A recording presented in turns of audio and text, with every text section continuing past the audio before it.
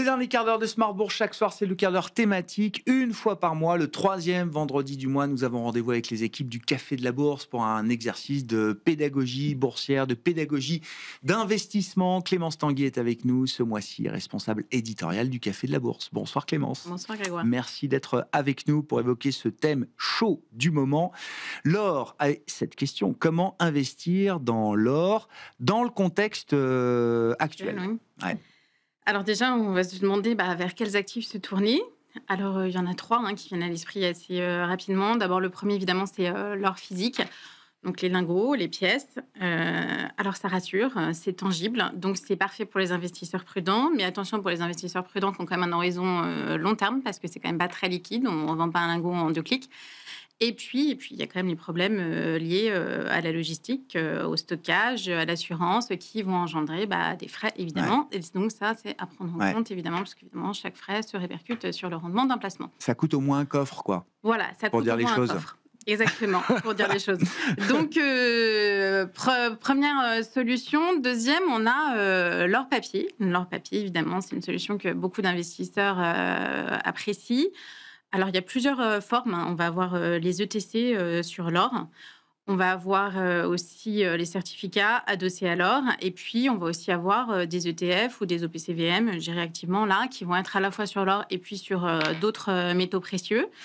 Donc, ça peut être l'argent, le cuivre, ce qui est plutôt une bonne idée en ce moment. De diversifier un peu les métaux. De diversifier les métaux parce qu'on est sur des plus hauts. Et puis, l'argent, ça rapporte aussi en ce moment. Ouais. Donc, ça peut apporter une diversification bienvenue, effectivement.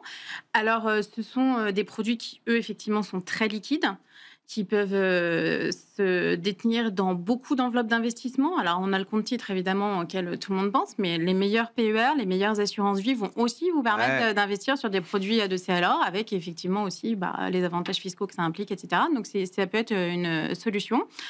À quoi il faut faire attention avec ces produits ? Oui, quand même, faut quand même vérifier que la quantité d'or physique à laquelle ils sont adossés correspond bien, parce qu'en cas de faillite de l'émetteur, il faudrait quand même que vous puissiez retrouver votre investissement. Ouais. Voilà, donc ça, c'est quand même quelque chose à prendre en compte. Donc la solidité de l'émetteur, ça compte quand on investit sur un ETF or. Voilà. Bon, et puis il y a aussi ceux qui produisent de l'or. C'est ça. Ceux qui produisent de l'or. Il y a les actions de sociétés aurifères et ça, il faut en parler parce que en ce moment, ça rapporte. Alors évidemment, leurs cours sont assez corrélés aux fluctuations de l'or, mais pas seulement.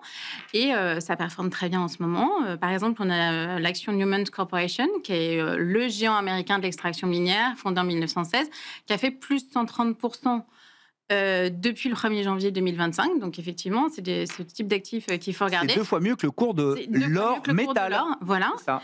Et donc, on a fait un top 3 sur Café de la Bourse des meilleures actions aurifères à détenir. On peut aller voir. Voilà, exactement, pour se positionner sur l'or. Donc, vous pouvez aller voir. Alors, ça a quand même de nombreux atouts. D'abord, ça peut amplifier, effectivement, comme on vient de le voir, le cours de l'or métal. C'est pas dans le passé, je me souviens de mouvements de hausse de l'or métal où les minières, et c'était le constat que tout le monde dressait, ça ne payait pas. Mais là, en l'occurrence, il y a un vrai effet de levier là. Mais c'est vrai qu'il y a aussi des frais à prendre en compte, les frais d'extraction de l'or qui ont tendance à devenir de plus en plus élevés parce qu'il y a aussi des contraintes environnementales de plus en plus fortes. Qu'il peut aussi y avoir une inflation qui pèse sur ces sociétés parce que dans certains pays dans lesquels on extrait de l'or, l'inflation peut être encore très élevée. Donc, c'est des choses qu'il faut bien prendre en compte. Et puis, mais bon, il y a quand même aussi un avantage, c'est que l'or métal, c'est la relique barbare de Keynes, c'est un actif improductif. Les actions de sociétés minières, non seulement le cours grimpe, mais elles peuvent aussi éventuellement vous servir des dividendes. Oui, donc voilà, c'est quelque chose qui est aussi à mettre dans la balance. Bon, alors c'est quand même à réserver aux investisseurs un peu plus avertis et puis qui ont aussi le temps un peu de surveiller leur placement. Parce que la volatilité va être beaucoup plus importante. Donc c'est à la fois bénéfique et à la fois ça peut se retourner contre vous, surtout si vous êtes plutôt novice ou que vous avez autre chose à faire que surveiller les cours de bourse. Ah, c'est un secteur. Alors, il y a les minières aurifères, il y a les minières argentifères aussi, puisqu'on parle de l'or, mais c'est vrai qu'on aurait pu caler la chronique sur l'argent, ça aurait été la même chose, j'imagine. Exactement. Et puis, mais il y a aussi des sociétés qui n'extraient pas seulement de l'or, mais qui vont différents types de métaux. Et donc là aussi, vous avez il y a des mastodontes dans le secteur, Mais là, Voilà. c'est très spécifique et c'est vrai qu'il n'y en a pas 150 dans le monde, des boîtes spécialisées, en tout cas pures dans Voilà. l'extraction et la production de ces métaux, précieux. Une fois qu'on a choisi l'actif, le sous-jacent sur lequel se positionner, comment on fait aujourd'hui quand un actif comme l'or a pris déjà 60% avec un espèce de phénomène un peu parabolique ou hyperbolique là, depuis quelques semaines, qui rappelle quand même toute la spéculation, pour dire les choses, Clémence. Oui, Comment on procède là? Alors, comment on procède? Alors, il faut faire attention. Effectivement, quand on est sur les plus hauts, c'est toujours difficile. Alors, il faut, si on se dit, l'or monte, ça va pas du tout, j'ai raté le coche, j'en ai pas, je suis complètement en train de passer à côté, c'est pas une bonne idée, hein, ça s'appelle le FOMO, et dans ces cas-là, vaut mieux pas y aller. Si à froid, vous vous dites que effectivement, il y a quand même beaucoup de facteurs qui expliquent cette montée de l'or. Alors, il y a les tensions géopolitiques, il y a la baisse des taux directeurs, il y a les dettes publiques abyssales difficilement soutenables, il y a la dédollarisation des pays émergents, il y a la raréfaction de la ressource. Il y a énormément quand même de leviers qui expliquent cette hausse de l'or. Si vous vous dites que ces leviers vont perdurer dans les mois ou les années à venir et que c'est une bonne chose de rentrer même maintenant, effectivement, là, vous pouvez y aller. Beaucoup de gérants certains gérants m'ont expliqué que l'or avait historiquement un rôle de couverture, d'anxiolytique dans les portefeuilles, mais avec tout ce que vous décrivez, pour certains investisseurs, ça devient un vrai thème d'investissement. C'est plus forcément perçu comme une valeur refuge, mais comme un thème d'investissement, effectivement. Alors, malgré ça, ça reste quand même un actif spéculatif. C'est quand même, on est sur des plus hauts. Il vaut mieux quand même avoir une taille de position très raisonnable et 5%, ça me semble quand même le maximum qu'on puisse allouer à l'or dans son portefeuille, et si on est très averse au risque, ça sera même moins. Voilà.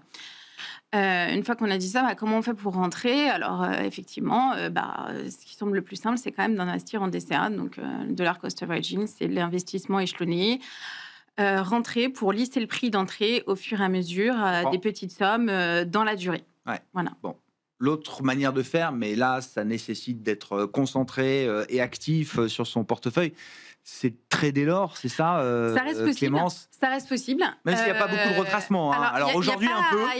Oui, aujourd'hui, un peu. Alors, il faut trouver des points d'entrée. Voilà, on est quand même à 4250 à peu près. Ça a un tout petit peu baissé, mais les points d'entrée sont quand même très difficiles à trouver. Sur l'analyse graphique, on a quand même très peu de repères. C'est très compliqué. Et c'est là aussi où, effectivement, les traders actifs vont peut-être plutôt se tourner non pas sur l'or métal, mais sur les actions de sociétés aurifères. Parce que comme elles sont plus volatiles, il peut y avoir plus de points d'entrée et les zones de support vont pouvoir servir à rentrer. Mais attention quand même, parce qu'on reste sur des très hauts et il va falloir quand même mettre en place des stop-loss. Il faut suivre son plan de trading. Il faut bien garder une taille de position correcte et avoir un money management strict, voilà, comme d'habitude. Quand même, moi, je ne pensais pas qu'on assisterait un jour à un rallye aussi spectaculaire sur l'or. Depuis 20 ans, l'or fait mieux. Alors, ça se joue depuis quelques semaines ou une paire de mois, parce que l'or, phénomène d'accélération quand même. Sur bien la sûr, semaine, en 2024, il a bien monté. En septembre, ça prend 10%. Depuis Jackson Hole, fin août, ça prend plus de 20%. Mais c'est ça. Et là, en donc septembre, cette dernière jambe de hausse, mais sur 20 ans, avec cette dernière jambe de hausse, le gold fait mieux que le S&P 500. Oui, donc c'est... Voilà. Et ce que je disais tout à l'heure, ça reste un actif improductif qui a souvent été considéré comme un actif de spéculation. Que des actions sur 20 ans. Voilà, est-ce qu'on on est sur un moment très particulier et il faut bien doser. Merci beaucoup Clémence. Merci pour tous ces conseils et cet éclairage sur l'or, le marché de l'or et la manière et les méthodes pour investir dans l'or après un rallye déjà spectaculaire qui sera bien sûr le marqueur, un des marqueurs en tout cas de cette année 2025. Clémence Tanguy était avec nous en plateau, responsable éditorial du Café de la Bourse.